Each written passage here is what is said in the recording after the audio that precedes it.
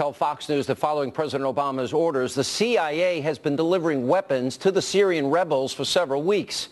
Not very comforting. Here with reaction to this disturbing news, Fox News political analyst Juan Williams and author, columnist, Fox News contributor Malkin.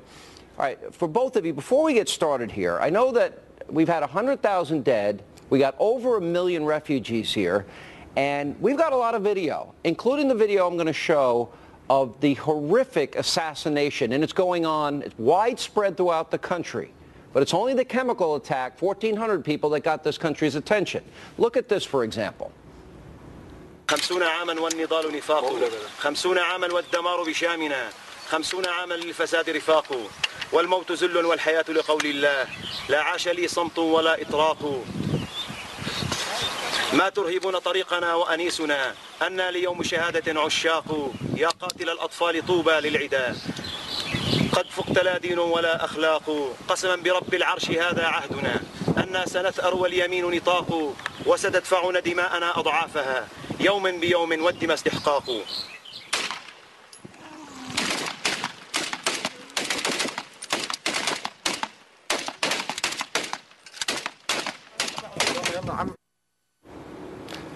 Juan Williams, does it concern you that we don't really know the people that we're giving arms to right now, that we might be helping them get into power?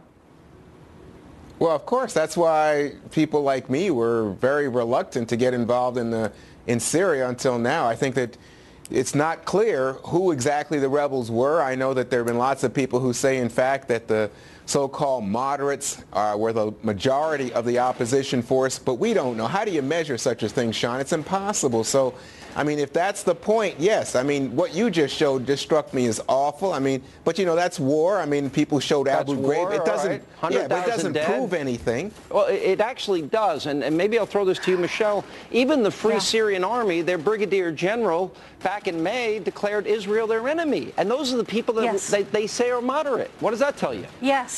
Yes. Well, I wish you had a red line into the White House, Sean, and you should never apologize for saying I told you so, because hopefully this time around people will listen. It's not just videos like that you just showed that are absolutely chilling. It's the stories and the begging that we are hearing from victims of these jihadi-backed Syrian rebels who are pleading for the West to pay attention, the same way we should have paid attention before the so-called Arab Spring in Egypt, which of course emboldened and enabled the very kind of people who perpetrated the September 11th attack, which, oh, by the way, we just marked the 12th anniversary of. And so hurtling headlong into this moral muddle and morass to aid people who Juan and the Democrats all agree and now admit may be worse than what we're trying to defeat it's just mind-boggling. We are hearing stories from Christians in Syria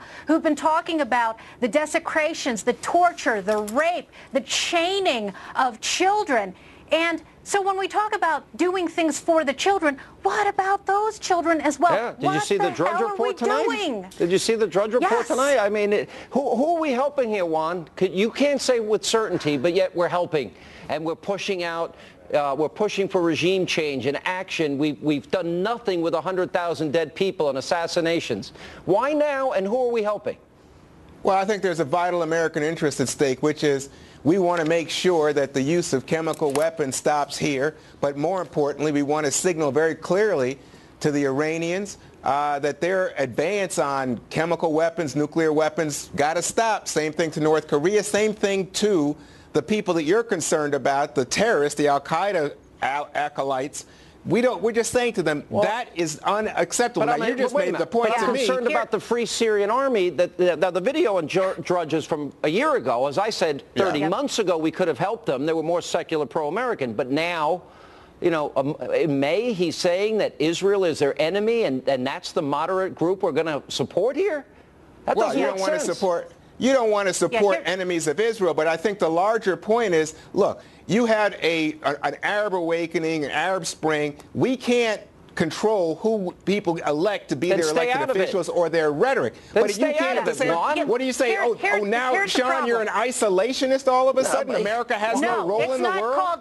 No, it's not called isolationism, Juan. It's called patriotism. It's called putting American interests first and not emboldening and empowering and enabling the people who threaten American children, American soldiers, American lives. I mean, the problem is that when you talk about vital American interests, there are a majority of Americans in this country who doubt that the rodeo clown in the White House and his clown car of humanitarian interventionists, these left-wing ideologues like Samantha Power, Susan Rice, John Kerry, and Valerie Jarrett have no idea what the hell they're doing, and we do not want to spill American blood and treasure on it.